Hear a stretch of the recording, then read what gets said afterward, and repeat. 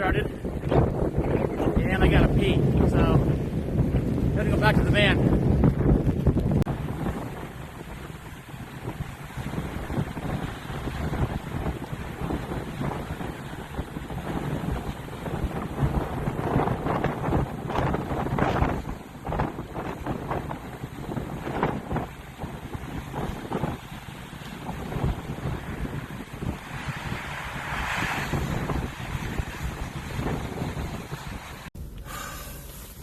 Whew.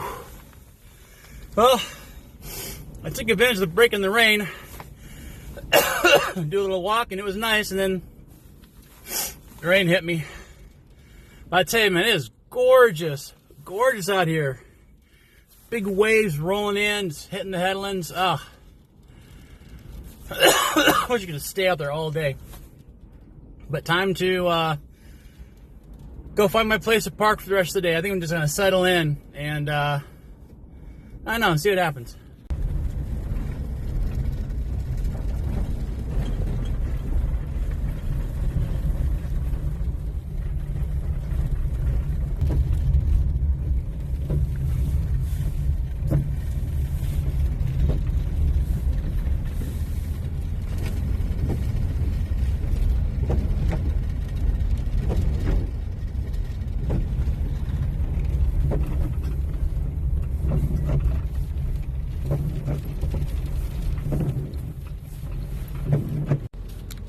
All right, found my favorite spot in Mendocino, right along the ocean.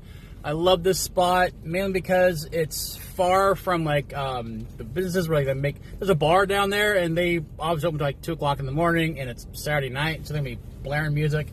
So I'm down here. It's quiet, and it's very level. This is like a very, very level spot, so it's even perfecter, more perfect, most perfectness. All right, so settled in, all leveled out, and my hair's wet. But so yeah, what do I do on a day like this when I can't spend it outside? Hear that rain coming down? And I don't know if you can see it, but the van's shaking a bit too. I'm kind of like going back and forth. You can see the ducks right here. You can kind of see them shake a little bit as the van goes back and forth. So what do I do on a day when I can't go outside and explore or have fun? I don't have to work. Pretty much same thing you would do in a home, except my home's just a lot smaller. Right now I'm reading some books. Really dear friend of mine got me The Mountain Is You, the book and the workbook. And we're actually going to start doing this together, which I think is great because I do really well if I'm accountable to someone else. So if someone's going to do something like this with me and they're like, okay, we're going to read this chapter by this date and do the workbook, and I know that I have to do it because they're going to do it, then I'm going to do it. So looking forward to that. I'm not 100% sure what it's about. I read the introduction but like a month ago, and now we're both going to start doing it together. So yeah, transforming self-sabotage into self-mastery. And clearly the friend who got this for me knows me very, very, very well because I am the master at self-sabotage. Another book I'm going to start reading is called To Save the Man by John Sayles. He's a great writer. I got to go see him do a reading from it, and he autographed it for me, which is great. Also, a good friend of mine works at the bookstore where he was doing a reading at. And him and his wife invited them out to dinner afterwards, and he invited me along, so I actually got to go out and have dinner with this gentleman. And he's a great guy, very friendly, great writer. He actually played a rather important role in my childhood.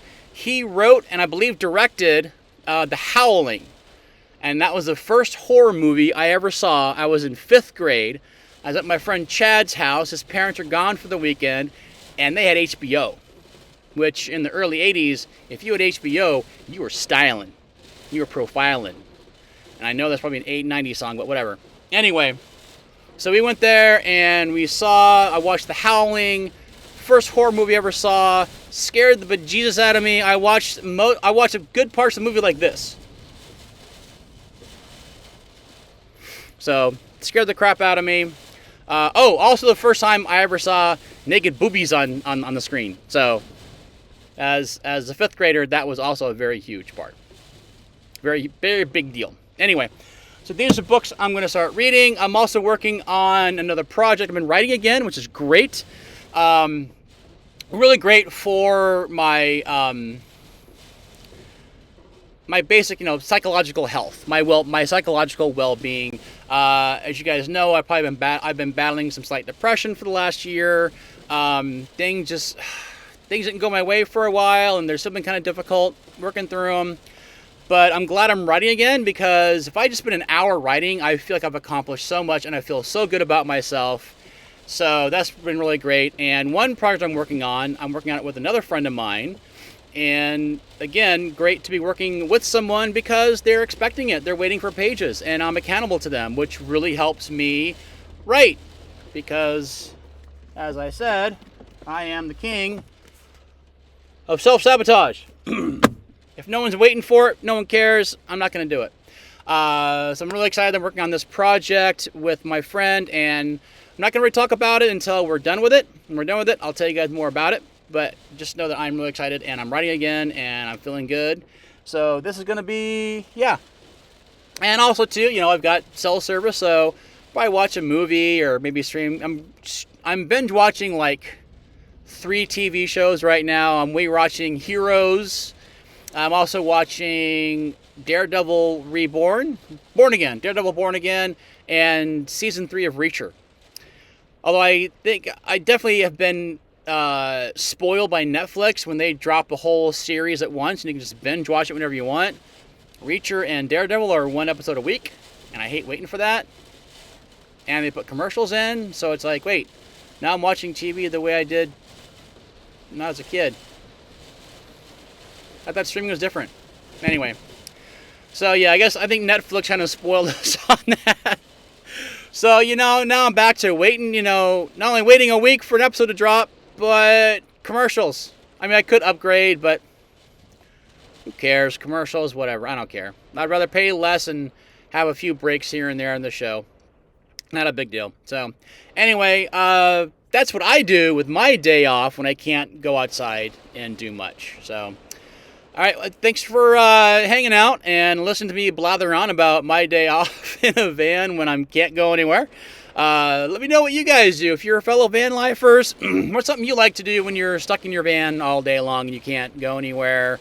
Or if you have any ideas for other things to do when you really can't go anywhere and you're stuck in all day long. I mean, reading, writing, watching TV, can nap. I don't know. I'm going to make some dinner later on, so... All right, thanks a lot, you guys. I appreciate everything. Big shout out to my Patreon subscribers. I love you guys. I appreciate you guys. If you want to be a Patreon member, you can join $4 or $8 a month. That helps me get money together so I can get back on the road and do more traveling, have more adventures, and take you guys with me. As a Patreon member, you get early access to videos, and when I do start to get monetized on YouTube, ad-free videos on there, so you don't have to watch any ads popping up before or in the middle of any of my videos. And I do try to do as much as I can in terms of exclusive content for my Patreon subscribers. So, all right. Thanks a lot, you guys. Have a great one. Be well.